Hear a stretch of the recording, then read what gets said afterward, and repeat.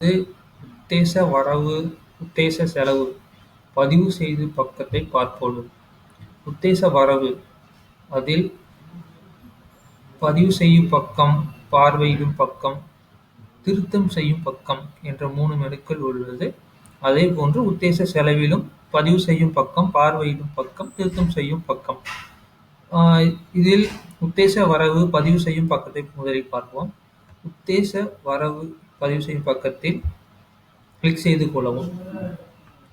இதில் பசலி எப்படி 1427 மட்டுமே இதில் உள்ளது. ஏனெனில் தற்பொழுது எதை பதிவு செய்ய வேண்டுமோ உத்தேசமாக, அதாவது உத்தேசம் என்பது அடுத்த பசலி, அதை உத்தேச செலவு அல்லது வரவு அதை பதிவு செய்வது பற்றி மட்டுமே பார்க்க இயலும்.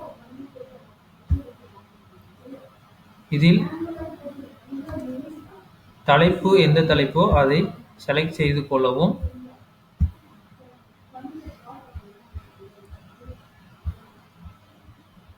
உத்தேசமாக வரவு எவ்வளவு வரும் என்பதை என்ட்ரி செய்யவும். அதை சப்மிட் செய்து கொள்ளவும்.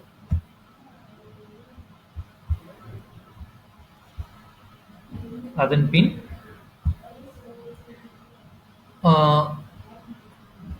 செலவு அதை பதிவு செய்த பக்கத்தை பார்வையிட உத்தேச வரவு பார்வையிடும் பக்கம் அதை கிளிக் செய்தால்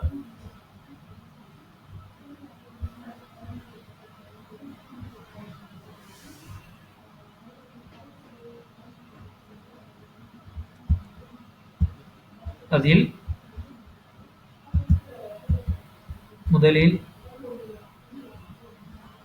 என்ன தலைப்போ அந்த தலைப்பு, அதன் பின் வாஸ்தவ வரவு 1423, 1424, 1425 இதில் 3 தொகையும் இருக்கும். அதன் பின் 1426 வாஸ்தவத்தில் ஜூலை முதல் பிப்ரவரி முடிய எவ்வளவு வரவு வந்ததோ அதை, அதன் பின் பசலி 1426 அதாவது நம்பகத்தக்க வரவு மார்ச் முதல் ஜூன் வரை உள்ள வரவு எவ்வளவோ அதையும் தானாகவே எடுத்துக்கொள்ளும். இதன் இரு கூட்டுத்தொகையும் இதில் வந்துவிடும். அதன் பின் பசலி 1427 எதிர்பார்க்கப்படும் உத்தேச வரவினங்கள், அதில் அமௌண்ட் இதில் இருக்கும். இதை நீங்கள் எக்ஸ்போர்ட் டு பிடிஎஃப் இல்லது பிரிண்ட் எடுத்துக்கொள்ளலாம். அதன் பின் உத்தேச வரவில் இதில் ஏதேனும் திருத்தம் செய்ய வேண்டும் என்றால் உத்தேச வரவு திருத்தம் செய்யும் பக்கம் சென்று அதை எந்த தலைப்பு திருத்தம் செய்ய வேண்டுமோ அதை கிளிக் செய்து கொள்ளவும். அதில் திருத்தம் செய்து அதை அப்டேட் செய்து கொள்ளவும். அதன் பின் உத்தேச செலவு அதிலும் அதே போன்று பதிவு செய்யும் பக்கத்தை பார்ப்போம். முதலில் பதிவு செய்யும் பக்கத்தை கிளிக் செய்யவும். அதில் நம்ம முன்னதாகவே சொன்னது போல் வாஸ்தவ செலவில் 1426 என்பது செலவில் பதிவு செய்திருக்க மாட்டோம்.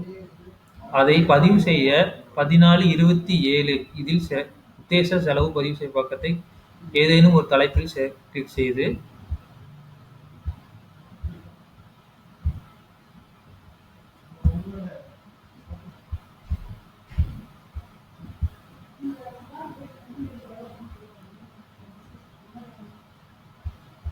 அதில்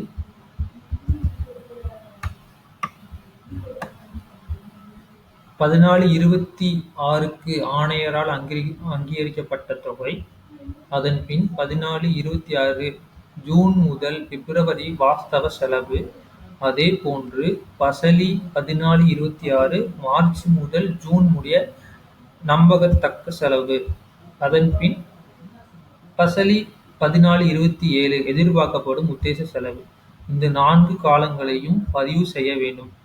இதை பதிவு செய்து சப்மிட் செய்து கொள்ளவும்.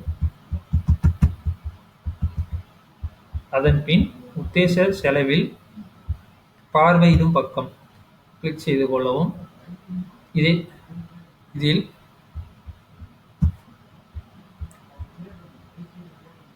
இதில் நம் வாஸ்தவ 14/26க்கு எவ்வளவு பதிவு செய்தோம், 14/27 எதிர்பார்க்கப்படும் உத்தேச செலவு அனைத்தையும் பார்த்துக் கொள்ளலாம். இதில் ரொக்க வரவு மற்றும் ரொக்க செலவு இது இரண்டும் சரிசமமாக இருந்தால் மட்டுமே ஃபார்வர்ட் செய்ய இயலும். இதை நமது பிரிண்ட் அல்லது பிடிஎஃப் ஆக டவுன்லோட் செய்து கொள்ளலாம். இதை ஃபார்வர்ட் செய்யும் பொழுது பசலி 14/26 ஆணையரால் அங்கீகரிக்கப்பட்ட தொகையும் 14/27 வாஸ்தவ தட்டச்சு செய்யும் என்று சொல்கிறது. இது தட்டச்சு செய்யப்படவில்லை, அதனால் அப்படி சொல்கிறது. இதில் நீங்கள் முழுமையாக தட்டச்சு செய்து ஃபார்வர்ட் செய்தால் இதில் உங்களுக்கு உங்களுடைய கோவிலில் ஃபார்வர்ட் செய்யும் பொழுது மூகா எண் மற்றும் உங்களது தொலைபேசி எண் அதை கேட்கும். அதை கிளிக் செய்து உங்கள் தொலைபேசி எண்ணை கொடுத்தால் உங்களுக்கு உங்கள் மொபைலுக்கு ஓடிபி ஒன்று நம்பர் வரும். அந்த நம்பரை டைப் செய்து ஃபார்வர்ட் செய்யவும்.